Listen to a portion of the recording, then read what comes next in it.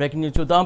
ప్రధానంగా బండి సంజయ్ కొడుకు లైంగిక వేధింపుల వ్యవహారంపై సైబరాబాదు సిపి రమేష్ రెడ్డి ఎట్టకేలకు స్పందించారు. బండి భగీరథపై పోక్సో కేసు నమోదైనట్టు తెలిపారు. ప్రత్యేక టీంతో విచారణ జరుపుతున్నామని చెప్పారు. కూకట్పల్లి డీసీపీ రితిరాజు నేతృత్వంలో విచారణ జరుగుతుందన్నారు.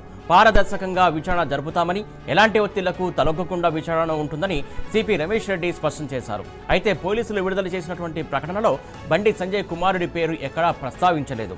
పలానా తేదీ నాడు నమోదైన కేసు అని మాత్రమే పేర్కొన్నారు. పోలీసుల తీరుపై విమర్శలు వ్యక్తమవుతున్నాయి.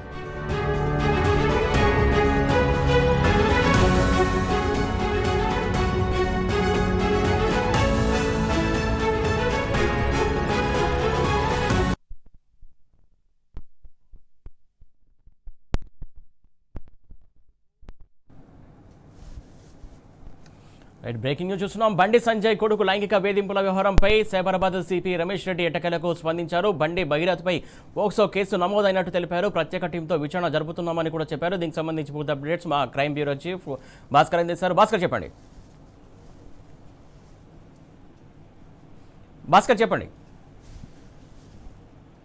బండి సంజయ్ కుమారుడు బండి భగీరథకు సంబంధించినటువంటి కేసుకు సంబంధించి టీ న్యూస్ లో వస్తున్నటువంటి వరుస కథనాలతో ఇక ప్రజల్లో తీవ్రమైనటువంటి వ్యతిరేకత వస్తున్నటువంటి ముఖ్య ఉద్దేశంతో సైబరాబాద్ పోలీసులు రెస్పాండ్ అయ్యారు. డీజీపీ నుంచి వచ్చినటువంటి ఆదేశాల మేరకు ప్రస్తుతానికి ఈ కేసుకు సంబంధించి సూపర్వైజన్ ఆఫీసర్ గా పేట్ బషీరాబాద్ పోలీస్ స్టేషన్ లో తీసుకున్నటువంటి కేసుకు సంబంధించి సూపర్వైజన్ ఆఫీసర్ గా Ritiraj IPS DCP Kukatpally zone Cyberabad ను నియమిస్తూ ఉత్తర్వులు జారీ చేశారు. Crime number 684/2026 under section 74-75 of BNS act red with 12 POCSO act సంబంధించి పేట్ బషీరాబాద్ పోలీస్ స్టేషన్ లో రిజిస్టర్ అయినటువంటి కేసుకు సంబంధించి పూర్తి స్థాయిలో విచారణ నిర్వహించాల్సిందిగా, విచారణ తర్వాత ఎగ్జామినేషన్ చేసి దాంట్లో ఇట్లాంటి నెగ్లిజెన్స్ లేకుండా ఎవిడెన్స్ అన్నింటినీ కూడా కలెక్ట్ చేసి రోజువారీగా ఆ కేసు విచారణకు సంబంధించినటువంటి అప్డేట్స్ ని పై అధికారులకు అందించాల్సిందిగా సైబరాబాద్ పోలీస్ కమిషనర్ రమేష్ రెడ్డి ఉత్తర్వులు జారీ చేశారు కొద్దిసేపు క్రితం.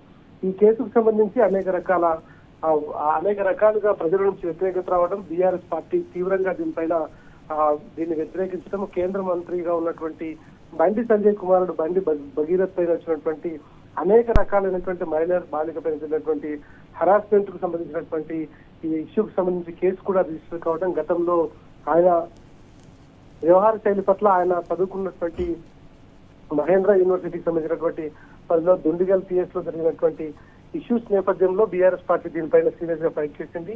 మిగతా మీడియా అంతా కూడా పూర్తిగా దీన్ని వదిలేసినప్పటికీ టీ న్యూస్ ద్వారా జరిగినటువంటి విషయాలు అమ్మాయి తల్లిదండ్రులు ఎవరైతే ఫిర్యాదు చేశారో వాళ్ళు ఫిర్యాదు చేసినప్పటికీ పోలీసులు ప్రభుత్వం పట్టించుకోకుండా నెగ్లిజెన్స్ వ్యవహరిస్తుందనేటువంటి నేపథ్యంలో వరుస కథనాలతో మొత్తానికి దిగి వచ్చినటువంటి పోలీసులు ఎక్కడైతే ఈ ఇష్యూ బయటికి వస్తే తమకు సంబంధించినటువంటి అంశంలో ప్రజల్లో నమ్మకం సన్నగిలుతున్నటువంటి నేపథ్యంలో మొత్తానికి కేసును ఇన్వెస్టిగేట్ చేయాల్సిందిగా ఉన్నతాధికారిని నియమించారు. ప్రస్తుతం కూకట్పల్లి జోన్ లో ఉన్నటువంటి డీసీపీ ఉన్నటువంటి రితిరాజ్ మైనర్ బాలికతో మాట్లాడి స్టేట్మెంట్ కూడా రికార్డ్ చేసే అవకాశం కనిపిస్తోంది. రిజిస్టర్ అయినటువంటి ఎఫ్ఐఆర్ ను ఆ సెక్షన్స్ ప్రకారం ఇంకా ఆల్టరేషన్ గా ఇంకేమైనా సెక్షన్స్ యాడ్ చేయాలంటే చేయాల్సినటువంటి అవసరం ఉంటుంది. అయితే ఇక్కడ అర్థం కాని విషయం ఏంటంటే దాదాపుగా 48 గంటల లోపు ఈ కేసు రిజిస్టర్ అయినటువంటి వ్యక్తులను అరెస్ట్ చేసి చట్టం ముందు కోర్టు ముందు నిలబెట్టాలి. కానీ ఇప్పటికీ దాదాపు 72 గంటలు అవుతున్నా ఈ కేసులో భగీరథకు సంబంధించినటువంటి అంశంలో ఎక్కడా కూడా ప్రభుత్వం నిర్ణయం తీసుకోకపోవడం, ఆ తర్వాత పోలీసులు కేంద్ర హోంశాఖ సహాయ మంత్రికి పూర్తి స్థాయిలో సపోర్ట్ చేస్తున్నారన్నటువంటి అభియోగం అయితే చాలా స్పష్టంగా కనిపిస్తోంది. ఎందుకంటే కేసు రిజిస్టర్ అయి 8వ తారీఖు కేసు రిజిస్టర్ అయింది, వాళ్ళ 11th, దాదాపుగా 72 గంటలు గడుస్తోంది. అయినా కూడా నిందితునికి సంబంధించినటువంటి అంశంలో కనీసం అదుపులోకి తీసుకోకుండా వ్యవహరిస్తున్నటువంటి తీరు నిందితునికి సహకరిస్తున్నట్టుగా చాలా స్పష్టంగా తెలుస్తా ఉంది. ఆ రోజు మైనర్ బాలికకు సంబంధించినటువంటి మదర్ ఆ రోజు పోలీస్ స్టేషన్ లో ఫిర్యాదు చేసినప్పటికీ ఆమె ఫిర్యాదును దాదాపు 6 నుంచి 8 గంటల పాటు నెగ్లెక్ట్ చేసి ఆ తర్వాత సమాచారాన్ని సంజయ్ కి ఇవ్వడంతో ఆ సమాచారం ద్వారా సంజయ్ సంబంధించినటువంటి కుమారుడు కరీంనగర్ 2 టౌన్ లో ఫిర్యాదు చేయించడం, ఉల్టా కేసు పెట్టించి తనను హరాస్ చేస్తున్నటువంటి అంశాన్ని చెప్పడం పూర్తిగా ఈ కేసును తప్పుదో పట్టించడానికి చేసినటువంటి వ్యవహారం అయితే కనిపిస్తోంది. అయితే ఈ కేసులో డీసీపీ రితిరాజ్ ప్రస్తుతం ఇన్వెస్టిగేషన్ కు ఛార్జ్ ఇచ్చారు కాబట్టి ఆమె ఏ రకంగా ఇన్వెస్టిగేట్ చేస్తుంది, ఈ కేసులో ఏ అంశాలను ఇన్వెస్టిగేట్ చేసి అసలు ఫైనల్ గా దీంట్లో జరిగినటువంటి నేరం ఏదైతే ఉందో ఆ నేరాన్ని బయటకు పడుతుందా లేదా అనేటువంటిది మాత్రం మనకు రానున్న రోజుల్లో క్లారిటీ వచ్చే అవకాశం కనిపిస్తోంది.